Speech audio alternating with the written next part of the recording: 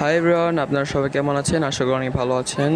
তো এবার ঈদে আমরা সবাই মিলে আর কি ঈদ উদযাপন করবো আমার নানুর বাসায় ফরিদপুরে। তো সেখানে আমরা ঈদ উদযাপন করবো আমি, আমার আব্বু আর আমার আম্মু। তো এখন আমরা চলে এসেছি হচ্ছে বাসের ভিতরে। আসলে আমার আব্বু দেশে ঈদ করবে, আর আমরা করবো হচ্ছে আমার নানুর বাসায়, আমি আর আমার আম্মু।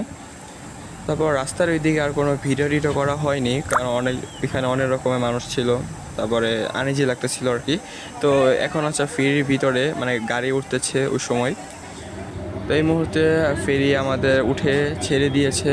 আর তো আমরা এখন আছি হচ্ছে ফেরির ছাদে আর কি। মানে অনেক গরমের ভিতরে এখানে জায়গাটা আসলে অনেক ভালোই লাগতেছে, একটু একটু বাতাস। আর এখানে আমরা একাই না, আমার অনেক মানুষ আছে, আমার আব্বুও আছে। তো এখানে পদ্মা নদীতে আসলে অনেক পানি ছিল এক সময়, এখন অনেকটাই কমে গিয়েছে। আগে এই নদীতে অনেক স্রোতও ছিল। তো আমরা আর কি এখানে ঘুরতেছি। আর আসলে আমার পানি, সমুদ্র, পাহাড় এসব প্রাকৃতিক জিনিসপত্র আমার ভালোই লাগে। বিশেষ করে নদী বা সমুদ্রের এই সময় বাতাসগুলো আমার ভালোই লাগে। তো এই প্রাকৃতিক পরিবেশ আল্লাহর দান। তো এখানে ভালো না লাগার কোনো ওয়ে নেই, আসলে খুব মজাই লাগতেছে।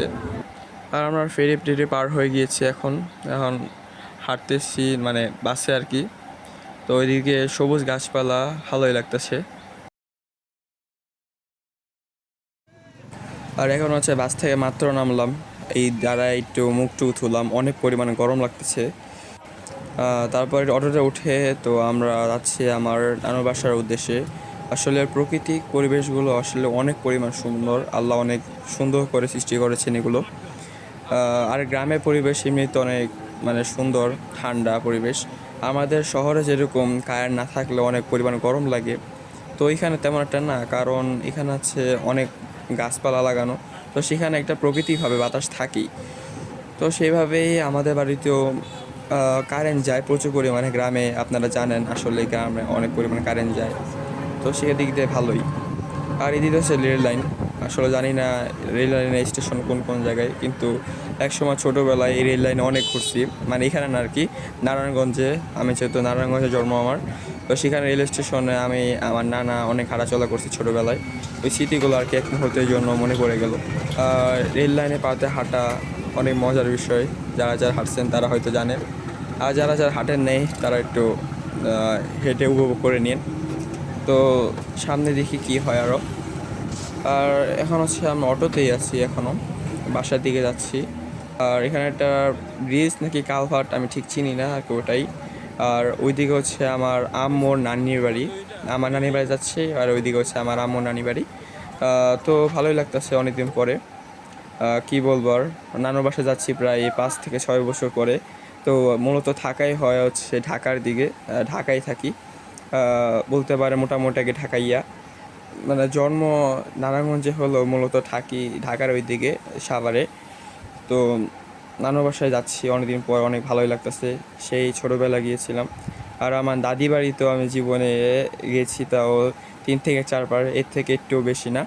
তো পরিবেশগুলো উপভোগ করুন।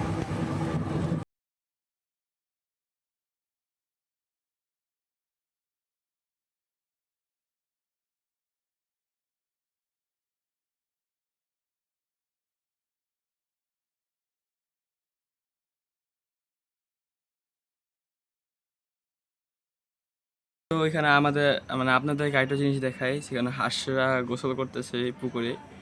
একসময় এই পুকুরে আমি সাঁতার প্রথমবার শিখছিলাম, মানে একটু একটু ভাষা শিখছি। তো এই পুকুরের অবস্থা মানে একটু ভালো না, মানে গোসল করার একটু উপযোগী না। তো আপনাদের একটু দেখাই কেমন।